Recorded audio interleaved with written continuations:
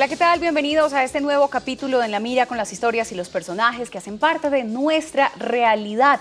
Hoy hablando de un tema que nos preocupa bastante, el VIH-Sida, una de las enfermedades de más alto perfil de nuestra época. Muchos de nosotros ignoramos aspectos claves de la enfermedad, como básicamente es cómo se transmite, cómo funciona y cómo vivir con ella.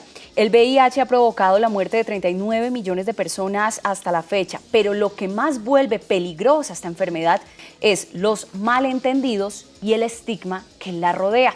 Hoy nos acompaña un invitado muy especial, José Guillén, de la red Somos, que nos va a contar lo que es básicamente esta enfermedad, lo que es el VIH, lo que es el SIDA, todo lo que tiene que ver con esos mitos y esas verdades alrededor de este tema, pero también cómo evitar el tema de discriminación. José, gracias por acompañarnos. Gracias a ti por la invitación. Empecemos primero por contarle un poco a la gente esas diferencias claves. VIH y SIDA no es lo mismo. No es lo mismo, aunque para que exista el SIDA tiene que haberse previamente infectado por el VIH. El VIH es el virus de inmunodeficiencia humana. Es un microorganismo que causa debilitamiento del sistema inmunológico. Es un debilitamiento lento pero muy progresivo en el tiempo.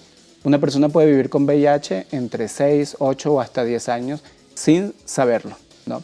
El SIDA aparece cuando las defensas del organismo se han debilitado producto del virus de inmunodeficiencia humana, y cualquier enfermedad que pueda atacar a la persona en este momento podría causar daños graves, incluso llevarla a la muerte, ¿sí? Esto significa que el SIDA de alguna manera es el resultado de la infección por el VIH, pero una persona puede vivir con VIH durante muchísimo tiempo sin ni siquiera saberlo, a menos de que se realice una prueba de diagnóstico.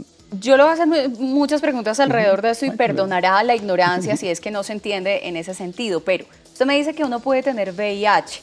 ¿Necesariamente en algún momento de la vida uno se entera que tiene VIH, así sea por la manifestación de los síntomas, o puede uno llegar a pasar por la vida y nunca enterarse que lo tuvo? Sí, allí el problema. La mayoría de personas se diagnostican tarde porque nunca se realiza una prueba de diagnóstico de VIH. Muchas personas se enteran cuando comienza el desarrollo de lo que llamamos síndrome de inmunodeficiencia adquirida o SIDA, ¿sí? Aparecen una serie de síntomas a los que no le encuentro explicación, acudo al médico, ¿sí? Este me solicita la realización de una prueba de diagnóstico y es allí donde me entero, ¿no? Pero ¿cuánto tiempo ha transcurrido desde que yo probablemente me infecté? Probablemente unos 6 a 10 años han transcurrido desde entonces, ¿sí? Y lo que buscamos es que la persona pueda diagnosticarse a tiempo, ¿sí? Y que no llegue a desarrollar los signos y los síntomas de la enfermedad, ¿no? ¿Qué tiempo pasa desde el tiempo que una persona contrae, digamos que un portador VIH, pasa una persona la enfermedad o el virus y esa persona desarrolla la enfermedad? ¿Qué tiempo hay? Sí, más o menos 6 a 10 años. Esa es la estimación, ese es el promedio de tiempo que transcurre en el que yo adquiero la infección hasta que logro desarrollar la infección. Esto es importante resaltar que sin recibir tratamiento antirretroviral, ¿no? Si una persona se diagnostica a tiempo, ¿sí? Y recibe tratamiento antirretroviral, estos tiempos ya no existirían de alguna manera, ¿sí? La infección se convierte en una infección crónica y la persona podría vivir toda una vida sin desarrollar SIDA probablemente. Es decir, que por ejemplo, yo estuve con una pareja, digamos momentáneamente, no fue una pareja estable, hace 8 o 10 años y puedo desarrollar la enfermedad todo ese tiempo después. Probablemente. Y con el diagnóstico, con el examen médico, ¿al qué tiempo se puede detectar? Sí, a ver, las pruebas que tenemos disponibles en este momento, tenemos 2 pruebas disponibles. Una prueba que es la más común, que la conocemos como prueba ELISA, también la tenemos en prueba rápida. Esta prueba puede determinar los anticuerpos de una persona frente a la infección por VIH, ¿sí? Los anticuerpos son sustancias que produce nuestro organismo en contra de la agresión del virus, ¿sí? Para defenderse. Si se está defendiendo es porque el virus está lógicamente dentro del organismo. Estos anticuerpos se producen más o menos entre 4 a 8 semanas después de la persona haber adquirido la infección por el virus, ¿sí? Por eso es que esta prueba se recomienda realizar al menos 3 meses después de yo haber tenido un contacto con una persona con la que creo probablemente haberme infectado por VIH, ¿no? Hagamos ahí un alto, porque ¿qué tanto estamos en Colombia en materia de cifras? Y decir 3 meses yo podría hacerme la prueba, pero es que en muchas ocasiones, y hay que ser honestos, pues nadie se imagina que eso le va a pasar y piensa que eso no pasa, que eso le pasa a todo el mundo menos a uno. Entonces, ¿qué tanta iniciativa tenemos los colombianos y las colombianas de ir a realizarnos este tipo de pruebas por iniciativa? A ver, pues todos tenemos derecho a solicitar la prueba de VIH en nuestra EPS, ¿sí? Al menos 2 veces al año. Si somos sexualmente activos, deberíamos de realizarnos la prueba al menos 2 veces al año, como tenemos derecho en nuestras EPS. Sin embargo, hay toda una campaña desplegada del acceso a la prueba. Hay una meta que ha planteado Naciones Unidas y el Programa Conjunto de Naciones Unidas sobre el SIDA, que se llaman los 90-90-90, y el primer 90 justamente tiene que ver con el diagnóstico, que el 90% de las personas que viven con el VIH para el año 2020, ¿sí?, conozcan que viven realmente con el virus, ¿sí? En Colombia estimamos que existen alrededor de 150.000 personas viviendo con VIH, y en este momento se estima que el 80% ya conocen su diagnóstico. Todavía tenemos una brecha del 10%, o sea, un número de personas que no conocen su diagnóstico, y lo que buscamos es que ojalá lograsen diagnosticarse antes de desarrollar la enfermedad, ¿no? Hay una inquietud, y bueno, si la persona es sexualmente activa y digamos que se quiere y es educada y tiene esta iniciativa, también va y se hace la prueba. Pero resulta que hay casos donde hay mujeres que no son sexualmente activas en el tema de varias parejas, sino que única y exclusivamente con su esposo, pero resulta que también aparecen con la enfermedad. Sí, de hecho el número de mujeres viviendo con VIH cada día está aumentando, ¿no? ¿Y de dónde adquieren la infección? Justamente de su pareja, ¿no? Lo que nosotros, y eso tiene que ver con uno de los principales mitos, ¿no?, de que la persona que vive con VIH es una persona que tiene múltiples parejas sexuales, pero entonces vemos a una mujer ama de casa que solamente tiene una pareja sexual en su vida y tiene un diagnóstico reactivo. Muchas de ellas se enteran en el periodo de un probable embarazo, ¿sí?, cuando le solicitan la prueba de VIH y tiene un resultado reactivo, ¿no? Y la pregunta es, ¿de dónde adquirió la infección si yo solo he tenido una sola pareja sexual en mi vida, ¿no? Y probablemente fue esa pareja entonces, ¿no? Allí la importancia de la comunicación en la pareja, el tomar medidas siempre preventivas, el realizarse la prueba de manera rutinaria, ¿no? Porque muchas veces nos realizamos la prueba cuando me la solicitan en algún determinado momento o el mismo médico me hace la sugerencia de realizarme la prueba, pero no de manera rutinaria, como deberíamos estarnos haciendo todos, ¿no? Supongamos en ese caso, usted dice muchas de esas amas de casa que tienen única y exclusivamente a su esposa o a su pareja como pareja sexual, resultan contagiadas y resultan desarrollando también esta enfermedad.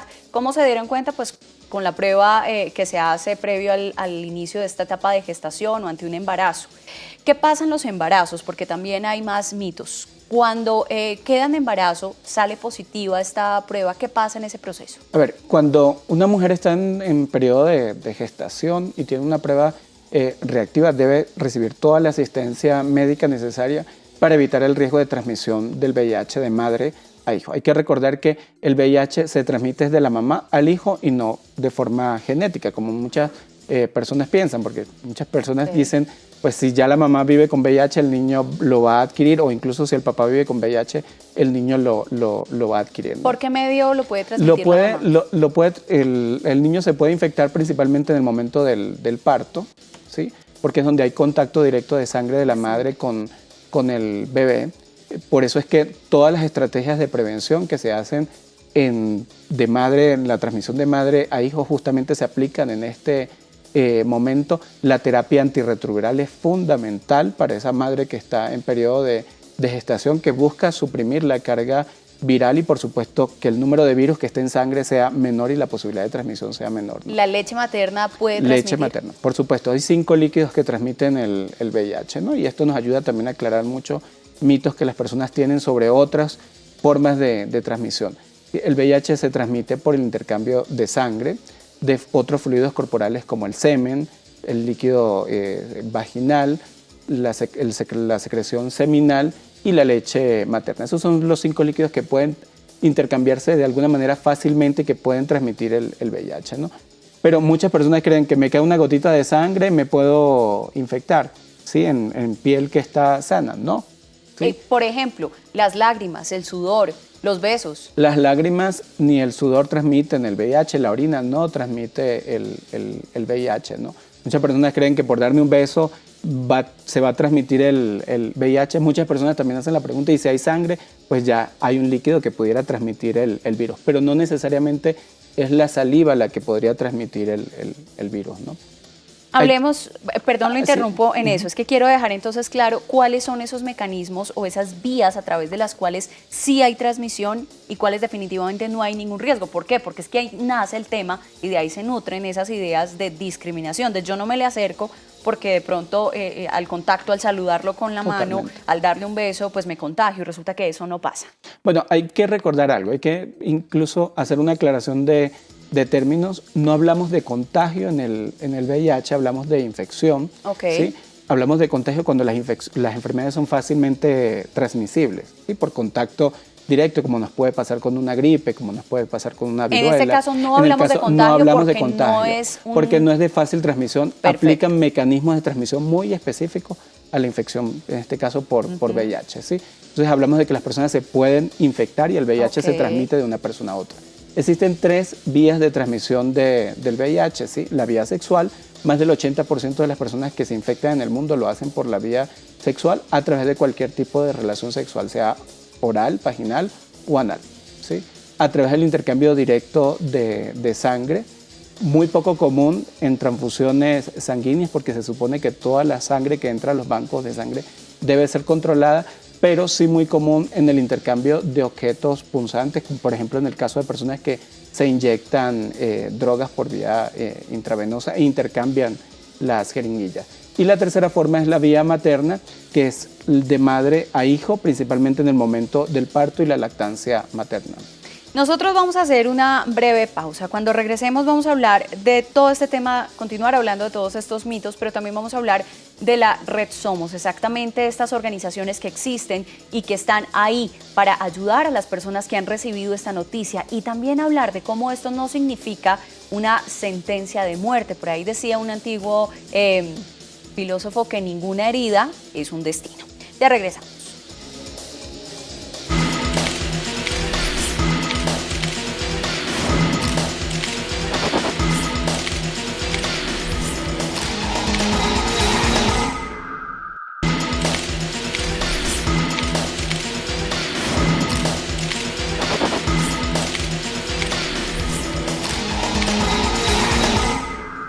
Regresamos a esta hora con este capítulo de En la Mira. Ustedes, gracias por acompañarnos. Hoy hablando sobre el VIH y el SIDA, y hablando sobre todas estas campañas que se han generado, los mitos y las verdades en torno a este tema, porque si bien la enfermedad pues es bastante preocupante, a veces hace más daño los malentendidos y los estigmas que rodean esta enfermedad. Rápidamente, José Guillén de la Red Somos nos ha hablado sobre este tema, pero algunos mitos, y usted me va a contar qué tan ciertos o qué tan falsos son. Si uno está infectado con VIH, ¿inmediatamente se da cuenta? No. La única manera de saber si vives con VIH es realizándote una prueba de diagnóstico, sí. ¿El VIH no provoca SIDA? Lo que esperamos es que una persona nunca llegue a desarrollar SIDA, pero el SIDA es el resultado de la infección por el VIH, ¿sí? Y puede aparecer entre 6 a 8 años después de la persona haberse infectado por el virus y no recibe tratamiento antirretroviral. Si una mujer está embarazada, es VIH positiva, el bebé siempre estará contagiado. No, eso es falso. De hecho, con las nuevas terapias que existen hoy en día de prevención de la transmisión materno-infantil, se reduce al menos del 1%, o sea que tenemos niños completamente sanos, o sea que no viven con VIH, de madres que viven con VIH. ¿Puedo adquirir el virus en restaurantes, en lugares de comidas, en sitios públicos? No, de ninguna manera. Los 5 líquidos que transmiten el VIH son muy precisos y en esos espacios no hay intercambio de estos fluidos corporales. Al hacerme un tatuaje, un piercing, algún tipo de perforación, ¿puedo contraerlo?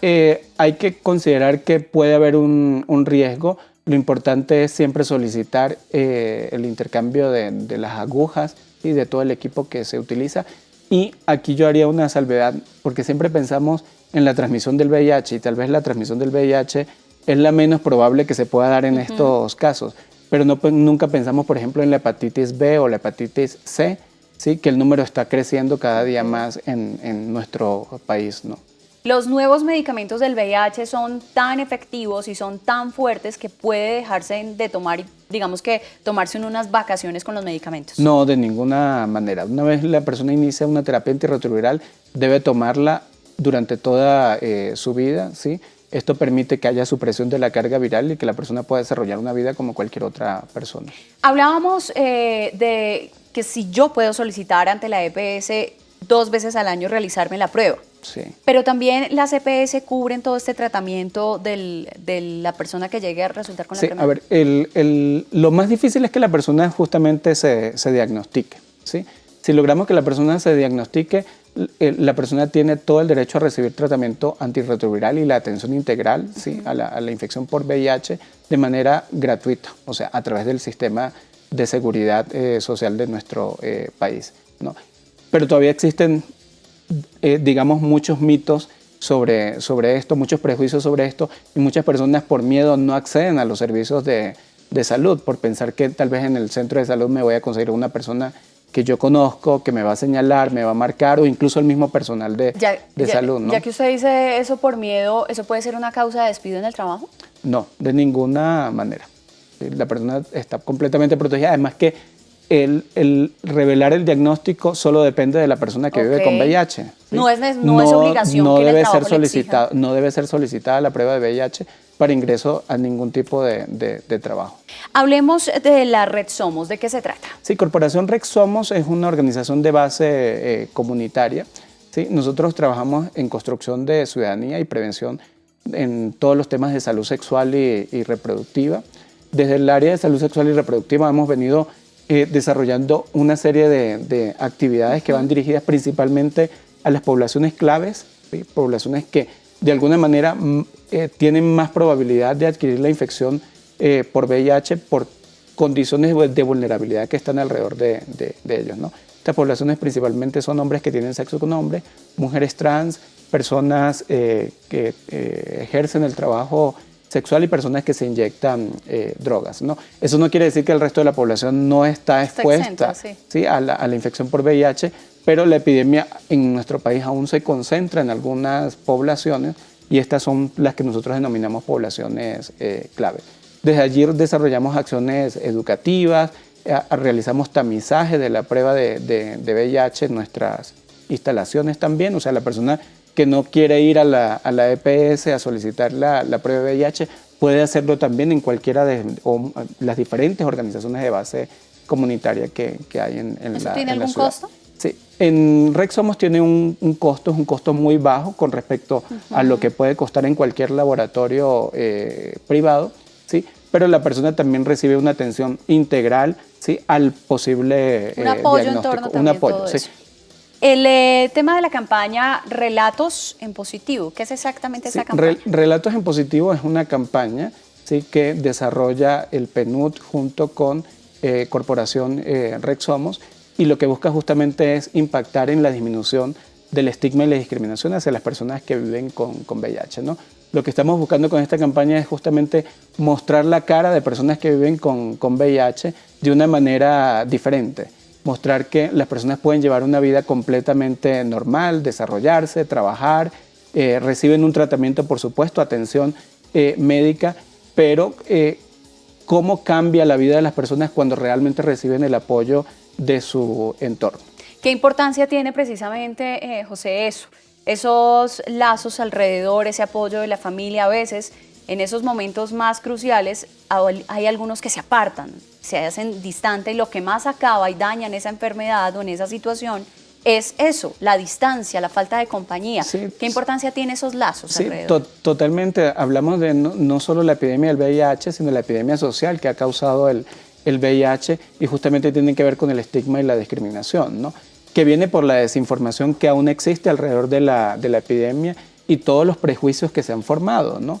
El pensar que VIH o SIDA es sinónimo de muerte, si yo recibo un diagnóstico me voy a morir, si yo recibo un diagnóstico entonces es pensar que soy promiscuo o pensar que tengo varias parejas sexuales o incluso pensar que soy homosexual y si lo llego a hacer entonces tener que enfrentar mi orientación sexual más el diagnóstico, y eso pues complica aún mucho más la situación y la posibilidad de una persona recibir un diagnóstico de manera tranquila, ¿no? Hoy en día existen tratamientos para la infección por VIH que han convertido la infección por VIH en una infección crónica. Una persona puede vivir, la expectativa de vida es completamente como cualquier otra persona. Lo importante es hacer un diagnóstico temprano. Por eso la invitación que nosotros hacemos es que la persona se realice la prueba del VIH, ¿sí? Al menos una vez en el año, y que permita que si hay un diagnóstico se pueda hacer oportuno y pueda acceder al tratamiento en más corto tiempo. Hablemos del VIH como una política pública, hablemos de cómo podría empezar a implementarse eso en los temas de conversación de las políticas que se quieren implementar, y no un tema como que solo le toca a unos o una carga con la que solo tienen que llevar unos y usted verá solo cómo sale adelante. ¿Qué importancia tiene que empecemos a hablar de estos temas como políticas públicas? Ojalá en todos los espacios que podamos tener podamos hablar sobre el VIH, ¿no? Incluso sea de interés dentro de las políticas que rigen nuestro país y dentro del sector salud, ¿no? Lo que pasa es que muchas veces el problema del VIH no es priorizado dentro del propio sistema de salud, ¿sí? Y no se invierten recursos para que se desarrollen también campañas de promoción y prevención de manera asertiva. Muchas de las cosas que se hacen en temas educativos y en temas de promoción y prevención lo hacen justamente las organizaciones de base comunitaria, sí. Y gran parte del recurso que se invierte en el país solamente va dirigido a la atención de la persona que vive con VIH, que no está mal, ¿sí? Pero entonces nos olvidamos de la otra parte de prevenir la infección por VIH en la persona que aún no vive con el virus, ¿no? Si tuviéramos que ser concretos en esa materia de prevención, sobre todo en los más jóvenes, ¿cuál sería esa estrategia o qué decirles? Mira, hoy hablamos de prevención combinada, ¿sí? La prevención combinada, justamente como lo dice su nombre, es el uso de al menos 2 o más alternativas de la infección por VIH. La prevención combinada además incluye el tema estructural, el tema de comportamientos y los temas biomédicos, ¿sí? Cuando hablamos de los temas biomédicos, conseguimos sí el preservativo como una alternativa de reducción de la infección por VIH. Hay que recordar que el preservativo tiene un margen de seguridad sobre el 95% frente a la infección por VIH, pero también conseguimos otras alternativas de prevención, por ejemplo, como el uso de tratamiento antirretroviral como forma de prevención, o lo que llamamos la PrEP, ¿sí? Que es tratamiento preexposición a la infección por VIH. Espere que se me olvida la pregunta. ¿Cómo luchar contra ese pensamiento que a veces existe de no usar el preservativo porque es que viene el pensamiento, es que no me quieres, no confías en mí, no sabes que yo te amo, y entonces ese tipo de pensamientos que se van más allá de lo que tiene que rondar terminan exponiendo las vidas de estas personas? Yo siempre les digo a las personas, si me quieres realmente usa el preservativo, si me quieres demuéstramelo protegiendo tu vida y protegiendo la mía, ¿no? Yo creería que debemos cambiar más bien el mensaje, ¿no? Pensamos siempre que el usar un preservativo es porque ¿qué estás haciendo fuera de nuestra relación? Y al contrario, te estoy protegiendo, me estoy protegiendo yo y te estás protegiendo tú, ¿no? Tenemos un minuto. Este tema es un tema amplio y acabar los mitos que se han formado por décadas, pues no lo vamos a lograr en 30 minutos. Pero en este minuto, hablemos rápidamente, ¿cuál es el mensaje que esta campaña quiere llevarle a la gente? Sí, la campaña Relatos en Positivo lo que busca es disminuir el estigma y la discriminación frente a la infección por VIH, que podamos acercarnos más a las personas que viven con VIH, que justamente derrumbemos esos mitos y esos prejuicios que existen frente a la infección, que además no permiten que las personas se puedan diagnosticar a tiempo, que no puedan acceder a un tratamiento a tiempo. Ya sabemos cómo se transmite el virus. No hay razón para discriminar a una persona, para rechazar a una persona, para no darle un abrazo, un beso, una muestra de cariño, o incluso brindarle la atención que necesita dentro de incluso un sistema de salud. Así que la invitación es a disminuir el estigma. Ya sabemos cómo se transmite, entonces no hay razón ninguna para rechazar a una persona que viva con VIH. Bueno, pues José Guillén de Red Somos, gracias por acompañarnos en este espacio. Gracias a ti por la invitación. A ustedes también, gracias por acompañarnos en este espacio. La mejor manera de combatir estos mitos y este flagelo que a veces es la mala información es precisamente esa, leyendo, informándonos de fuentes oficiales, de fuentes que nos puedan suministrar información veraz acerca de esta enfermedad y del virus. Continúen con nosotros.